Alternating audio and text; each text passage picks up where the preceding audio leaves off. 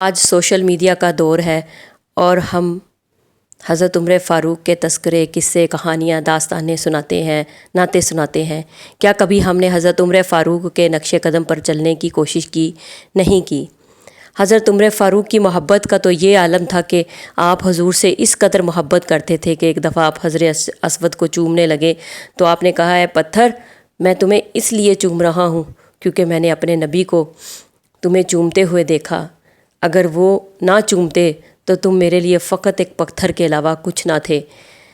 تو دوسری طرف محبت کا اور اللہ سے خوف کا ایک واقعہ سنانا چاہوں گی۔ 26 ذی الحج کو جب آپ کو زخمی کیا گیا تو زخموں سے زیادہ تکلیف آپ کو یہ ستانے لگی کہ عبداللہ جاؤ جا کے حذیفہ بن یمان کو بلا کے لاؤ۔ جب وہ آئے تو آپ نے عرض کی کہ حذیفہ بتاؤ، کیا میرا منافقینوں میں نام تو نہیں؟ حذیفہ بن یمان رو پڑے کہ امیر المومنین، اگر آپ کی جگہ پہ کوئی اور ہوتا تو میں کبھی نہ بتاتا کیونکہ مجھے حضور نے اس سے منع فرمایا ہے۔ لیکن آپ نے پھر عرض کیا کہ حذیفہ مجھے بتاؤ، کیا میرا نام تو نہیں ہے؟ حذیفہ نے بتایا کہ امیر المومنین، آپ کا نام منافقینوں میں نہیں ہے۔ آپ مسکرا پڑے۔ پھر آپ نے عبداللہ بن عمر سے کہا کہ حضرت عائشہ صدیقہ کے پاس جاؤ اور انہیں کہو کہ عمر، امیر المومنین نہ کہنا، عمر کہنا، کہ عمر کہتا ہے کہ میں حضور کے پہلو میں دفن ہونا چاہتا ہوں، آپ کے حجرے میں دفن ہونا چاہتا ہوں۔ تو وہ اجازت دیں تو پھر مجھے حضرت عائشہ رضی اللہ تعالیٰ عنہ کے حجرے میں دفن کر دینا، اگر نہ دیں تو جہاں مرضی دفن کر دینا۔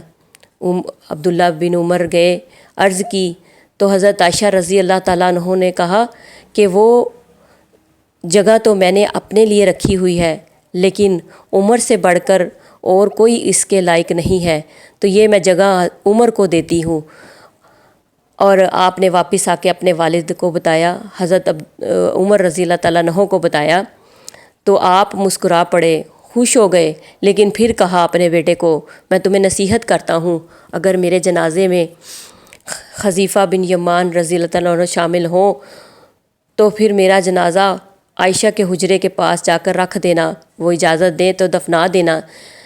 اگر وہ میرے جنازے میں شامل نہ ہوں تو پھر جہاں مرضی جا کے مجھے دفن کر دینا۔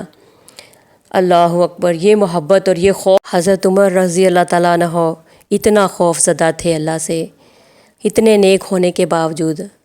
ہم سب اپنے بارے میں سوچیں، ہم نے تو عمر جیسے کیا ذرا سے بھی اعمال نہیں کیے تو ہمارا کیا حشر ہوگا قبر میں۔ لیکن عمر سے ساتھ محبت بھی اللہ کو بڑی پسند ہے، جیسے بادشاہ جہانگیر نے کی تھی۔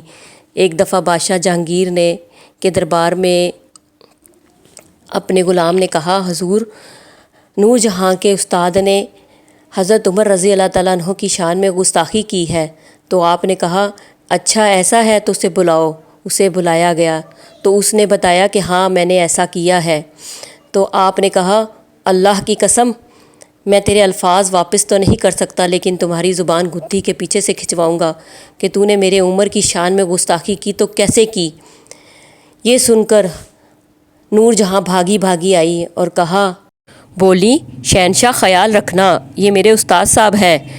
تو جہانگیر نے بول کے کہا، نور جہاں، میں نے تمہیں دل دیا ہے، ایمان نہیں دیا۔ میرے ایمان پہ کوئی بھی انگلی نہ اٹھائے کل کو۔ تو آپ نے وہ عمل کر گزرے۔ اسی طرح اس کی زبان گدھی سے کھنچوائی گئی کہ میرے عمر کی شان میں گستاخی کرے تو کوئی کیسے کرے۔ لیکن میں کہتی ہوں، محبت بھی ہو تو پھر ایسی ہونا، ورنہ نہ ہو۔ اور آج فلسطینی عورتیں مر رہی ہیں، رو رہی ہیں، پیٹ رہی ہیں، بچے بھی رو رہے ہیں، بھوکوں سے بلک رہے ہیں، عورتوں کی عزتیں لوٹی جا رہی ہیں، آدمیوں کو قتل کیا جا رہا ہے، ان کی نسل کشی کی جا رہی ہے، لیکن کوئی بھی بول نہیں رہا۔ سب خاموش ہیں، سب چپ ہیں، کوئی بولنے کو تیار نہیں، بس تماشا دیکھ رہے ہیں سب ان کا۔ اور وہ کہتے ہیں کہ صلاح الدین ایوبی آ جاؤ۔ میں کہتی ہوں، صلاح الدین ایوبی نہیں، ایک عمر اور آ جاتا دنیا میں تو دنیا میں گناہ اور گنہگار دونوں نہ رہتے۔ حضرت فاروق کا مطلب ہی ہے فرق نہ کرنے والا۔ آپ نے کبھی کسی میں فرق نہیں کیا، آپ نے انصاف کیا، عدل کیا، اور آپ نے ایسی حکومت قائم کی جس میں امیر غریب سب کو انصاف ملے۔ لیکن جب آپ کو شہید کیا گیا، اس کے بعد شہادتوں اور فتنوں کا عمل شروع ہو گیا۔ پھر اس فتنے کا شکار حضرت عثمان غنی ہوئے اور انہیں شہید کیا گیا۔ پھر اس کے بعد حضرت علی کو اسی فتنے کی نظر کیا گیا اور انہیں شہید کیا گیا۔ پھر اہل بیت کو، مطلب کہ آل محمد کو، یعنی آل محمد کے 72 ساتھی شہید ہوئے، اور یہ فتنہ آج بھی چل رہا ہے۔ لیکن اس وقت کا فتنہ اور اس وقت کے فتنے میں فرق تھا۔ اس وقت کے فتنوں نے نیک ہستیوں کو شہید کیا، اور آج کا فتنہ ہم لوگوں کو کھا رہا ہے۔ مطلب ہم لوگ پیسے کے فتنے میں پڑے ہوئے ہیں، زمین جائیداد کے، عورت کے فتنے میں پڑھ کر ہم لوگوں نے اپنے ایمان کو خراب کر لیا، ہم نے اپنے دین کو خراب کر لیا۔ آج بھائی بھائی کا سگا نہیں، بہن بھائی کی نہیں سگی، ماں باپ کا نہیں، باپ ماں کا نہیں، سب پیسے کے سگے ہیں۔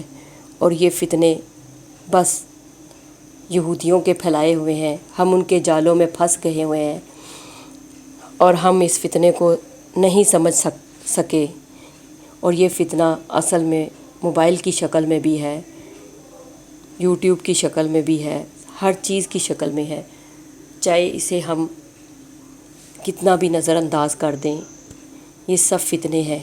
اس فتنوں کی وجہ سے ہم اللہ سے دور ہو گئے، اس فتنوں کی وجہ سے ہم اپنے دین سے دور ہو گئے۔ اے اللہ، ہمیں بھی ایسی شہادت نصیب فرما جیسی امام حسن، امام حسین اور دوسرے دیگر صحابہ کو نصیب فرمائی۔ یا اللہ، ہمیں بھی ایمان سے پہ مرنا نصیب فرما۔ یا اللہ، ہمیں بھی صحیح سے نماز اور قرآن پڑھنے کی توفیق عطا فرما۔ یا اللہ، ہمارا خاتمہ دین پہ کر۔ یا اللہ، اس کے بعد پھر ہم یہ کہہ سکیں کہ یا اللہ، مرتے وقت میری زبان پہ کلمہ ہو، اور میں مروں تو میرا سر سجدے میں ہو، اور میں مروں تو میرے سامنے حضور ہو، اور میں مروں تو میں خانہ کعبہ میں ہوں یا وہاں پہ دفن ہوں۔ پھر ایسی دعائیں کرتی ہم سجتے ہیں۔ پہلے ہم حضور کی سنتوں پر عمل کرنے کی توفیق عطا فرمائے، صحابہ کرام کی سنتوں پر عمل کرنے کی توفیق عطا فرمائے۔ اللہ ہمیں ان سب نیک بندوں کے نقش قدم پر چلنے کی توفیق عطا فرمائے۔ آمین ثم آمین۔